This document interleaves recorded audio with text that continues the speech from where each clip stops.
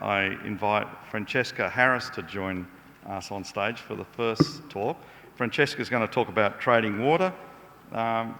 Francesca's from the Department of Population Health, London School of Hygiene and Tropical Medicine in the UK. So Francesca, 10 minutes, over to you. Great. Thank you for that introduction, and thank you everyone for coming here to this morning session, and thank you also to the ANH organisers for inviting us here today. So I'm going to talk about my research that I do as part of my PhD on exploring the links between water use and cereal production in India, and how different states trade cereals and what does that mean for water use. So just to give a bit of a background to water use in India for those of us that don't know here, 91% of water that's currently withdrawn in India goes towards agricultural production. So that's far more than domestic or industrial uses. That's also more than the global average, which is about 70%.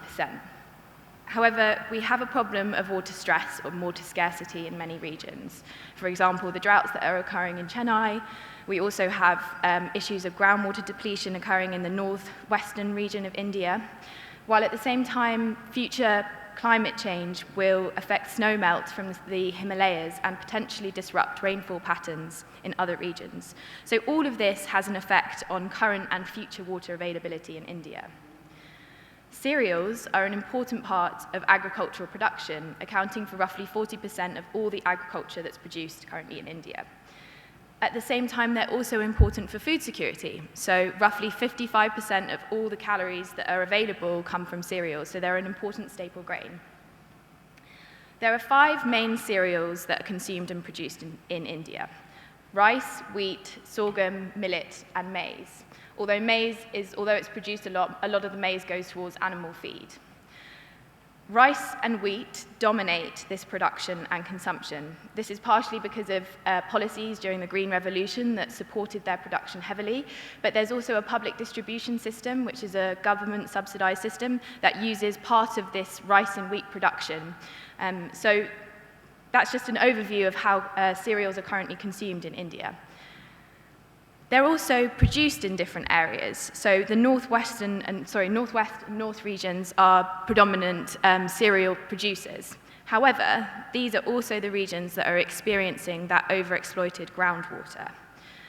We also know that cereal are consumed in certain regions in certain states. What we don't know at the moment is how this cereal production is getting to that consumption. So we don't know if the states are producing their own cereals, if they're importing from others, or they might even be importing from abroad. So given this research gap, we decided that we would explore how different states are trading in cereals, what does this mean for current water use within India, and also how does this link to the groundwater issues that India is experiencing. The first step in our methods was to develop cereal supply and demand balances for each of the states in India. We did this using government production data and data on the National Sample Survey for cereal consumption. So this survey was in the year 2011 and 12, so we've centered all of our analysis around this year. For those that know India food policy, this subsequent analysis does not include the public distribution system, and that's because it's traded and dealt with quite separately. So we have some separate analysis on that, but just for this part of the analysis, this isn't included. We then assigned water footprints to that cereal production. Water footprints are a measure of water use, and I'll explain a little bit more about what they mean in a second. But these were obtained from the Cool Farm Tool water. Then we developed a model to estimate which direction and how much cereals are traded between the different states. And this is based on common determinants of interstate trade within India. Then finally, we use this information on how much cereals are trading and combine that with how much water is being used to produce those cereals in order to approximate the trade flows that are occurring. The water footprint is separated into 2 main components. The blue water footprint, which is the volume of ground and surface water that's consumed in a product. This is the equivalent for irrigation water that would be applied to crops. And then you also have a green water footprint, which is the volume of rainfall water that's used in producing that product. I thought I'd show some initial findings of what water footprints actually look like within India for those that don't or haven't seen them before. And this is just rice and wheat demonstrated here, with the green and the blue water footprints in litres per kilogram. And you can see that there's a significant amount of spatial variability between the different states in how they're producing, how much water they're using to produce the same amount of cereals. So this water productivity is quite important. When we linked those water footprints to the amount of water that's being traded, we found that, firstly, quite a lot was being traded, so around 115 kilometers cubed per year of water being traded through that trade of cereals. And also, these are diagrams demonstrating the trade flows. So the indented part of the diagram is the importer, and the other side is the exporter. And you can see that the northern region, which is represented here in purple, is a significant exporter of cereals, while some other regions, for example, the central region demonstrated here in yellow, is far more dependent on cereal imports. So there were some interesting regional differences that we found. When we realized trade was happening, we thought, let's find out what the implication of that trade has had on Indian water use as a whole. So looking at the total water use of cereal consumption in India, if states were to be self-sufficient, so if they were only to use their own production for their consumption, the water use would be around 325 kilometers cubed per year. But trade means that they can reduce this water use to around 275 kilometers cubed per year. That was a rough saving of around 12% of all green water resources and 25% of all blue water resources. So this is because trade has enabled states which are more productive in their production and using less water to reach further markets. So this is a good story. However, when we relate this to India's current issue of groundwater status, and I'm going to just show the results here from blue water, which, to remind everyone, is the ground and surface water use. We couldn't separate the two, but hopefully we're going to try and do that in the future. We showed that states which are currently overexploited in their groundwater resources are also dominant exporters of cereals. So in theory, they're exporting some of their depleted groundwater.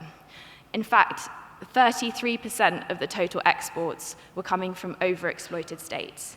If you included that from the states which were semi-critical and critical as well, it comes to about 68%. So this obviously has an implication for those states which are producing those cereals and therefore exporting their already scarce water resources. But this overexploited groundwater was being received by 18 different states. So you put those states in a vulnerable position as well, because even if they've got safe water themselves, they're still importing from other regions which don't have safe water.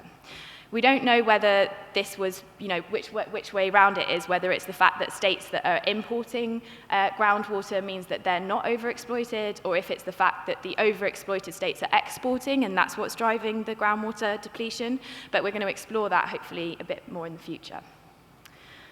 So this work has several policy implications. Number one, it did demonstrate that trade can reduce water use by balancing these resources and therefore allowing production to increase in those states that are more water productive. However, this increase in interdependency of the food systems means that this is putting more people potentially at risk from those groundwater shortages. I haven't discussed this much today, but obviously, given this is the context of India, there's an increasing population, there's changing consumer demands, meaning that more dairy and animal source products are being demanded, and so consequently, more cereals are probably going to need to be produced in the future, both for human consumption and for animal feed. So we need some solutions quite soon. For example, one solution that we're potentially looking into is switching to more water-efficient and nutrient-rich cereals, such as maize, sorghum, and millet. Although at the moment, some of them have quite low yields, they're actually quite drought-resistant crops, which, given the context of climate change, it means that they might be more resilient in the future. So that was a very brief overview to what has been quite a long analysis, but we're looking forward in the future to incorporating other food items and exploring some Indian-relevant policy scenarios, and therefore hopefully improving the water sustainability of India's food system. Thank you.